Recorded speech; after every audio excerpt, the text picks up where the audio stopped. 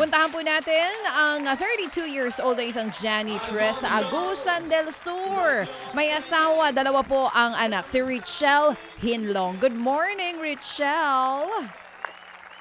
Good morning po, si Ted Pailon. Sir Ted Pailon. Good morning po.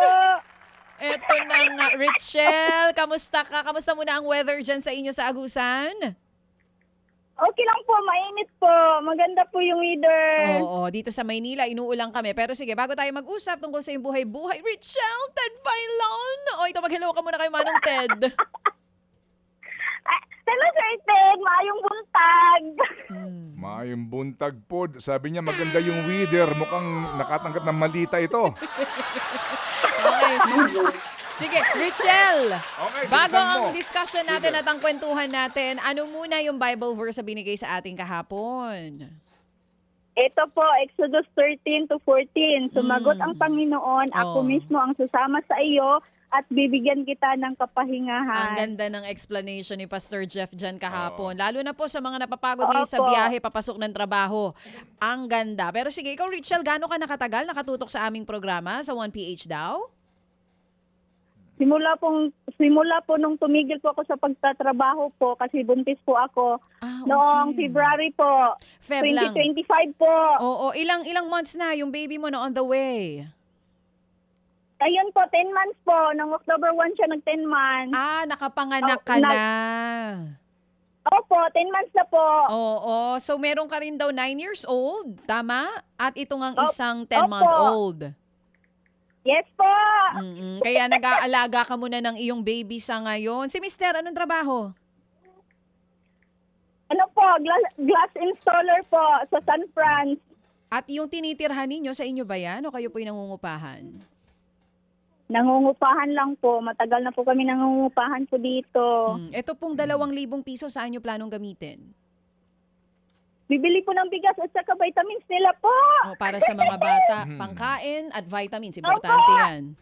Oo, kasi Tapos yung... diaper at saka wine. Kasi ang kinikita ng mister niya, 800 daw isang araw.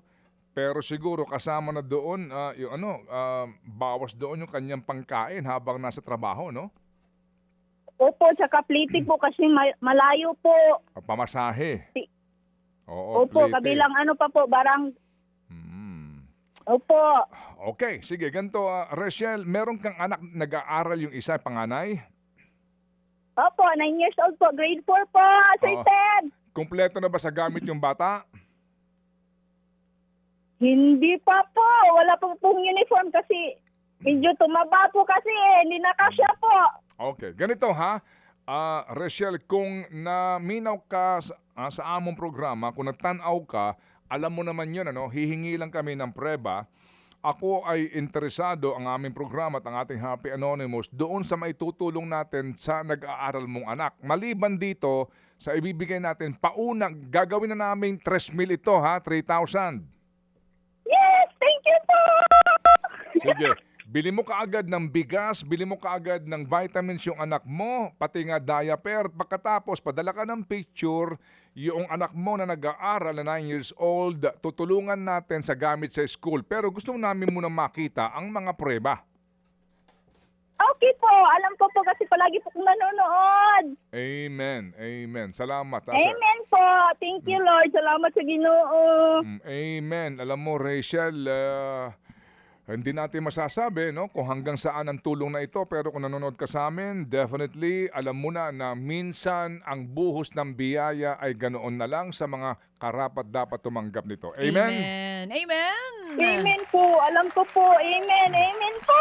Thank you, Lord. Sige. Sarap ka, Us. Ang sarap. Energy si Richelle. Thank Okay. you, Richelle. Abangan namin ang iyong mga videos. At Yes. ngayong araw na ito, sure ball, ipadadala namin agad 3,000. ang 3,000 piso from Happy Daddy, Happy Man at kay Happy K. Alright. Salamat, Rachel, ha? Dagang salamat ka ni Muday. Thank you. Oo. Hindi ito ang huli, Richelle. Kakausapin ka pa namin kagaya ng mga naunang nakausap din natin dito. And to God be all the glory indeed. Amen, amen. Salamat, Happy K, Happy Man, Happy Daddy. Tigi 1,000 piso para mabuo ang 3,000. And, abangan natin yung kanyang mga patunay.